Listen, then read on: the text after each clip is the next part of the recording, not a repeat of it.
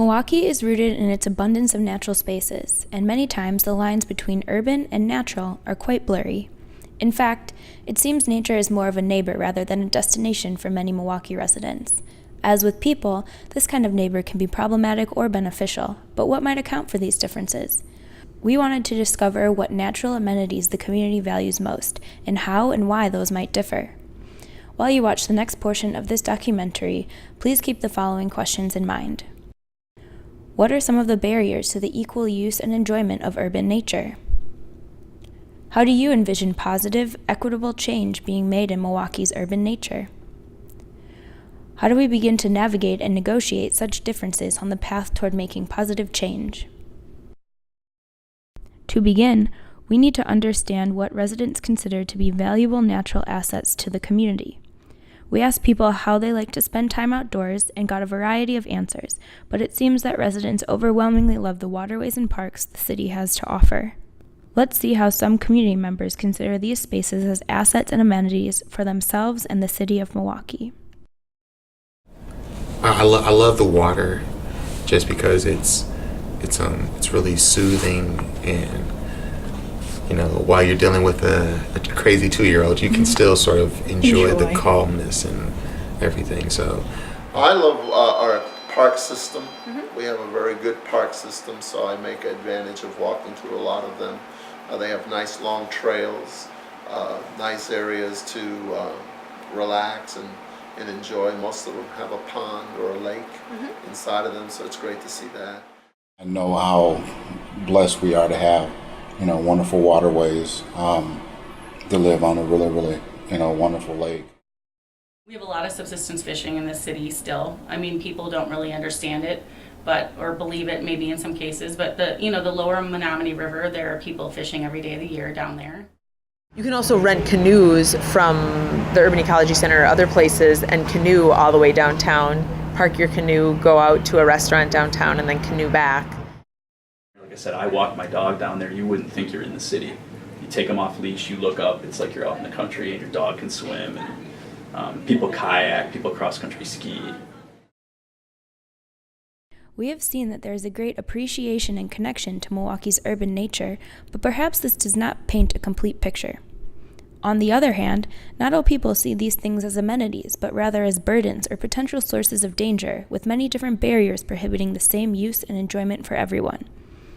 Let's see what kinds of barriers people see for themselves and others throughout the city. Down the river, you're in a kayak and it's like you paddle by these signs that say, if you see water coming out of this pipe, like, don't touch the water. And there's water coming out of it. So you're like, ooh, I just don't even want to touch the water that's surrounding me everywhere. So it's like the idea that we're surrounded by all this lovely water on the river and the lake, but nobody can go in it. The families that we talk to, they rarely ever get down to Lake Michigan. We've talked to families that have kids that are teenagers that have never seen Lake Michigan, live in the city of Milwaukee. Yeah, so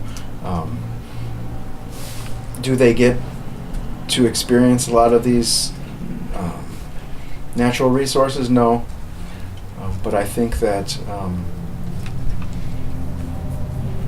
it's other conditions that are keeping them from enjoying the resources. Pretty much, if you want to enjoy the river, you got to have a pretty nice boat, to go up and down the river. Whereas before, when you had access and it wasn't all privately owned, you could walk along the river. Because the concrete channel areas can be very dicey, especially during rain events. And the KK in particular, we've had 7 or 8 kids die down there. So in order, if you're going to enjoy the Lincoln Park, you're going to have to go to Schultz Water Park, aquatic water park now. So it's not anymore free for the public. It is now a paying entity in an area that is vastly becoming an extremely low income area. These statements suggest that the ways people use and appreciate Milwaukee's urban environment are diverse and perhaps conflicting. Many of these barriers warrant some kind of positive intervention, but how should this be done? Some people discussed how they envision progress and positive change happening, but we want to know more. Here are a few ideas on positive change.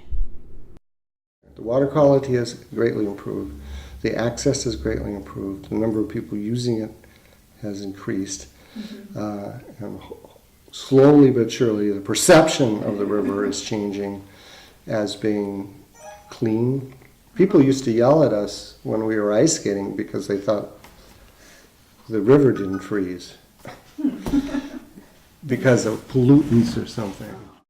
In the process right now, they have to remove a number of homes because they were actually in the floodplain, which had other chronic issues, flooded basements, contaminated living conditions, from that chronic condition, and so it's been very challenging, but ultimately it's very exciting too to see how much function we can restore.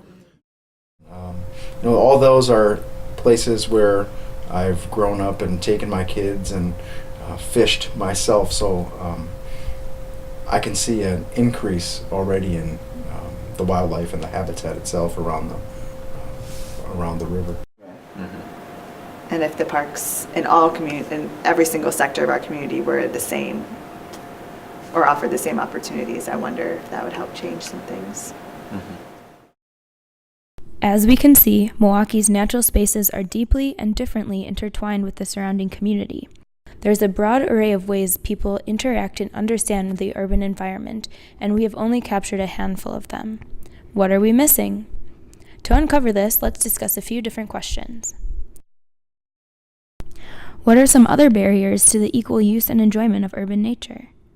How do you envision positive, equitable change being made in Milwaukee's urban nature?